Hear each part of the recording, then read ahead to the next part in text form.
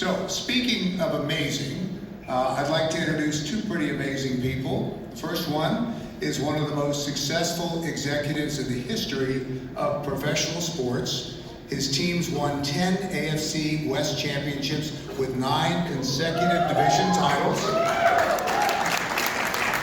5 Super Bowl appearances, winning 3, including back-to-back world championships, as well as FC Dallas, where he was instrumental in helping bring the World Cup to the United States, and specifically DFW. Please welcome the chairman and CEO of the Kansas City Chiefs, my friend Clark Hunt.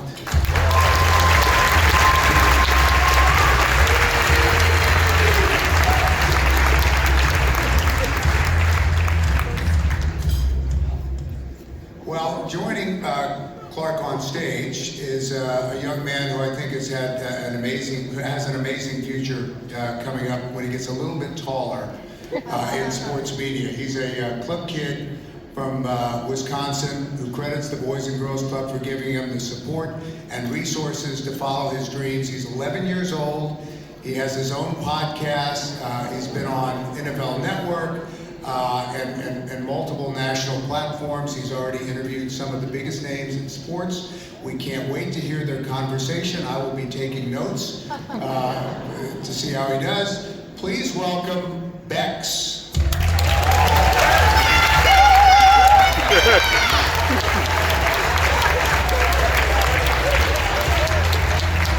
Well, as you already got introduced, it's an honor to be sitting right next to the CEO of the Kansas City Chiefs, Clark Hunt.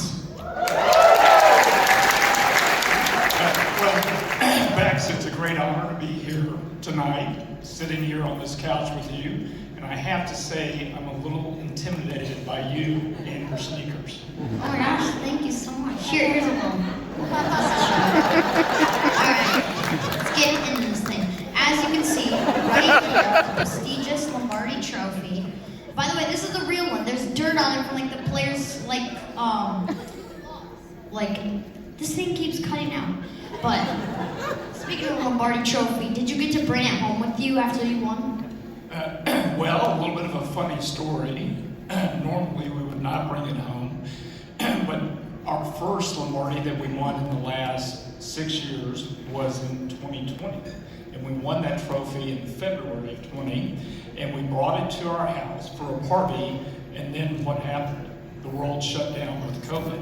So not only did we bring it to the house, but we got to keep it at the house. We quarantined with the trophy, which was a great way to quarantine, by the way. That was the one against San Francisco. Yes. Okay. Down 10 at halftime and then came back and won. Alright, what is your favorite thing to eat at the world famous Arrowhead Stadium?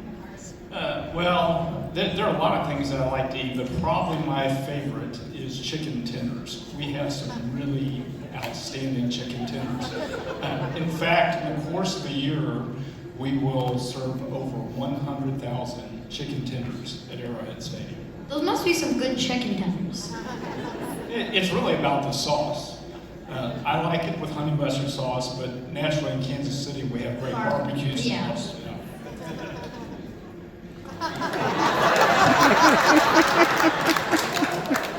Do you have any sports superstitions?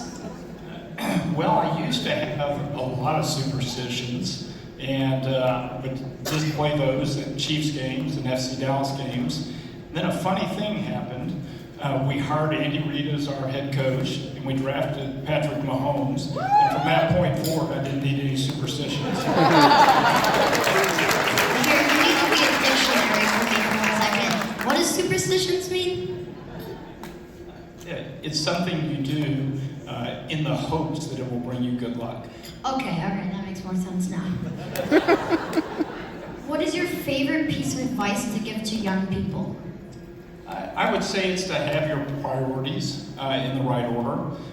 For me and my family, those priorities are our Christian faith, our family, and football. And football is just a euphemism for your profession. And if we put those things in that order, everything falls into place. I mean, give that a round of applause. Come on. Now, as everybody knows by now, you're the CEO of the Kansas City Chiefs, and you make that phone call, numerous phone calls on draft day to the players that you draft. Specifically this year, your first round pick out of LSU, Mansour Delane. What, I guess not just specifically that, but what are those calls like to those players? It's really one of my favorite parts of the business, getting to be in the war room on draft day. And when we're ready to select a player, the first thing we do is we call them. And we actually call them to make sure they're still alive. Not kidding. You would hate to draft somebody who had unexpectedly passed away. But when we call them, our GM tells them, hey, this is the Kansas City Chiefs, and we're about to turn your card in. And usually chaos breaks out wherever they are, whether they're at the draft or whether they're at home with their family. And the GM then hands the phone to me to say hello to them. And they can never hear anything I'm saying. Right? And most of them don't know they've talked to me in the aftermath of the draft. In fact, when I meet them a couple days later, they're always shocked, and I said, yeah, you called me coach. Okay, that'd be a pretty funny story. Now, biggest question, probably in my opinion, ever. Why do you think America needs club kids?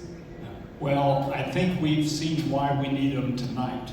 What an amazing group of young people who have been on this stage.